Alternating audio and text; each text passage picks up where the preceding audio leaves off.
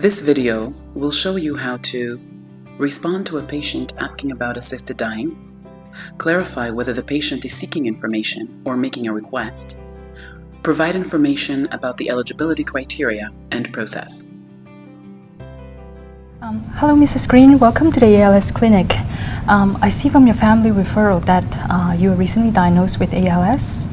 How are you coping with the news? Well, it hasn't been easy, but I've had a couple of months to digest it.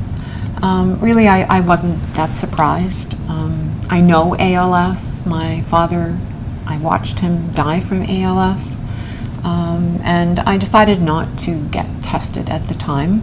My children were young and it was just too much to take into account. Oddly, do you know what's made it easier? The recent news about assisted death becoming legal. Now that I know that I have ALS, my main goal is that my children would be spared from watching me die from the disease. Do you think that this is something we can do yet? I'm sorry to hear about your experience with your father. I understand what you're saying, and I understand why you are asking about the option. And yes, assisted dying is legal in Canada, but there is a process to it.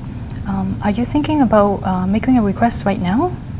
I don't want to do it now, but I know that it's something I want to do one day, and I need to know how to make it happen. Right. Assisted dying is an option in Canada. It is now legal, but you do have to meet certain eligibility criteria, and there are basically 3 of them. The first one is that you need to have an incurable illness, and the second one is that you need to be pretty close to the end of life with intolerable suffering. And finally, you need to be able to be competent at the time when you make the request.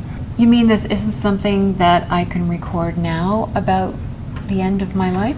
The legislation does not allow for advance requests, so you do have to be close to the end of life while being competent when you make the decision. How close to the end of life would I need to be? There are no clear rules about that, but I think you know when your condition become what they call grievous and irremediable. Basically, it means that your suffering cannot be improved by any treatments that you consider acceptable. You should also know that this is not something that can happen immediately after you request it. There's an assessment process, and there's also a reflection period. This gives people more time to think about their decision, and this usually takes a few weeks. How do I make the request? You can start the process by speaking to your doctor.